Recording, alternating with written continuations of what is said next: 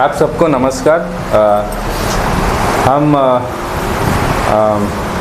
Minority मोर्चा की ओर से आज डॉक्टर एपीजे अब्दुल कलाम के जन्मदिन के अवसर पर एक कार्यक्रम आयोजन किए यहाँ पे।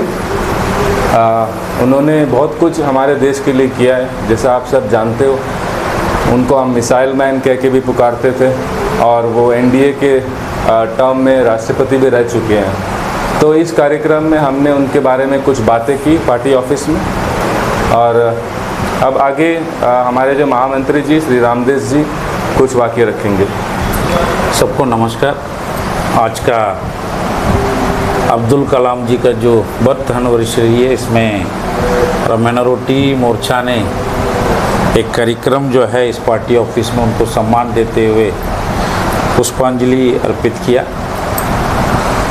अब्दुल कलाम जैसा एक शख्सियत, सादगी साधना, जो उन्होंने जो जीवन व्यक्तित्व किया, जो उनका जीवन जो हमारा रामेश्वरम से शुरुआत होके जो दिल्ली में आकर रुका, अगर बोलने जाऊं और बोलूं तो कितना भी बोलते रहें तो कमी होगा।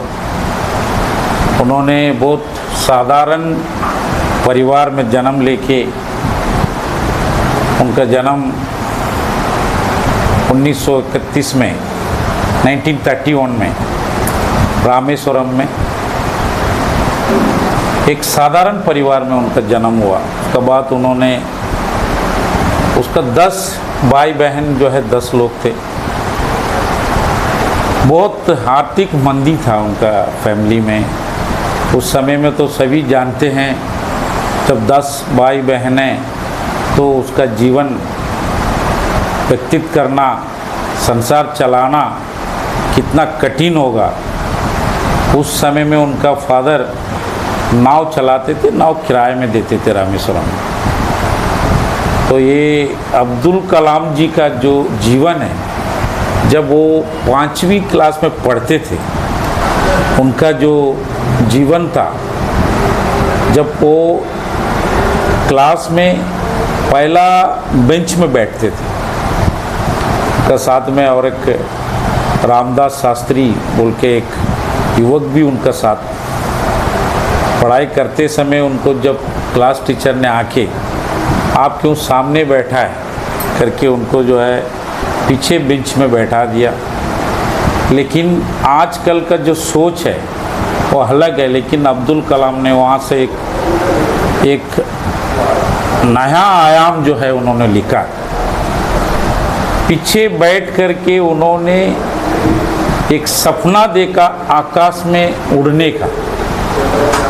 तो वो जो है वहाँ से जो शुरुआत हुआ, वो पक्षियों को देख के, उसका आकार को देख के उन्होंने सोचते थे कि इसका आकार क्यों ऐसा है। तो उन्होंने उनके क्लास टीचर से पूछा कि चिड़िया उड़ता कैसा है। तो उन्होंने ले जाके समुद्र किनारे जहाँ पक्षियाँ उड़ता है उसको ले जाके उनको दिखाया, देखो उसका आकार का वजह से ऐसा उड़ता है। उनको समझाने के प्रयास किया, लेकिन अब्दुल कलाम वहीं से वो सोचते सोचते सोचते सोचते उस रामेश्वरम में जिस गलियारों में उन्होंने पढ़ाई करते करते करते करते उसका पीछा करते करते आकाश में कैसा उड़ना, उनका उड़ान जो है दिल्ली में पूरा हुआ।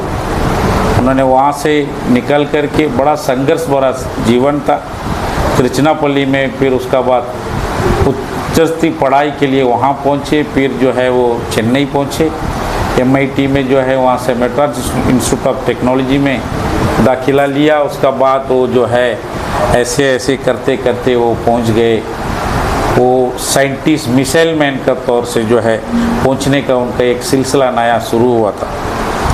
शख्सियत ऐसा रहा, एक बार वो जब डिफेंस में उनका सिलेक्शन हुआ और एयरफोर्स में, उनको तो आसमान में उड़ने का इच्छा था, तो जो है डिफेंस में जाना पसंद नहीं किया। वो जो है सीधा देहरादून जो है इंटरव्यू के लिए वो चल पड़े।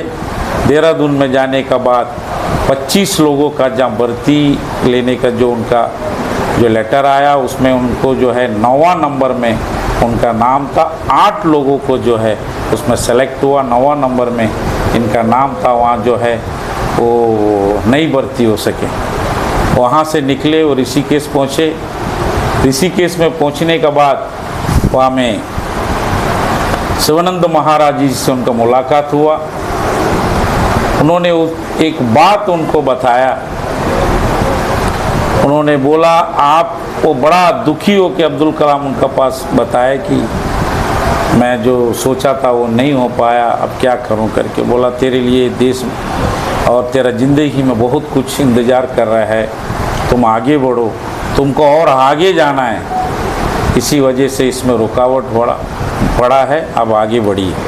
उसके साथ उन्होंने जो है आकर के जो डिफेंस में जो नौकरी को उन्होंने नहीं लिया उसको फिर उन्होंने चुना।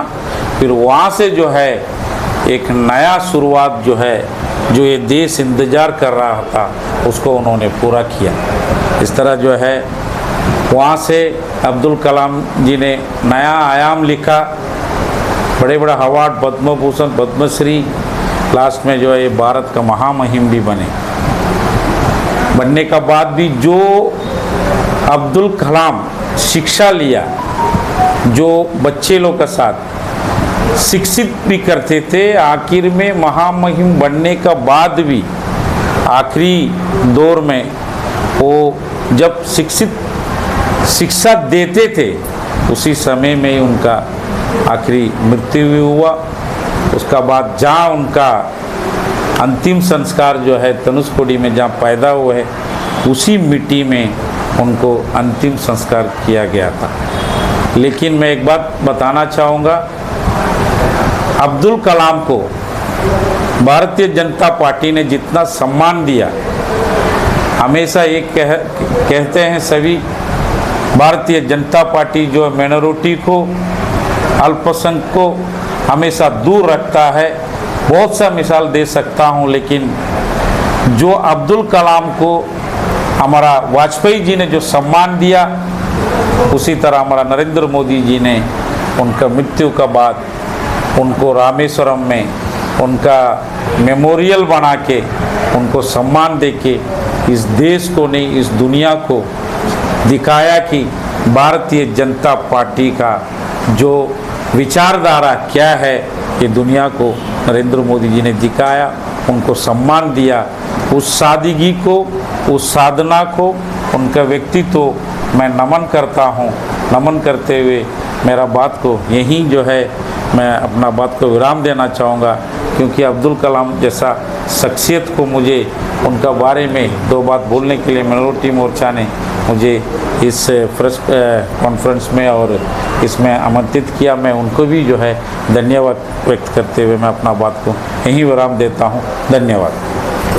अब हमारे स्टेट के माइनॉरिटी मोर्चा स्टेट के जनरल सेक्रेटरी कुमार जी कुछ शब्द कहेंगे। मीडिया बंधुओं को नमस्कार।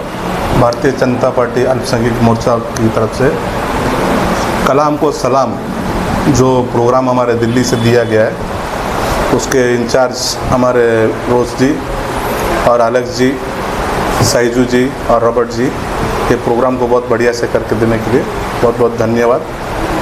भारत माता की जय।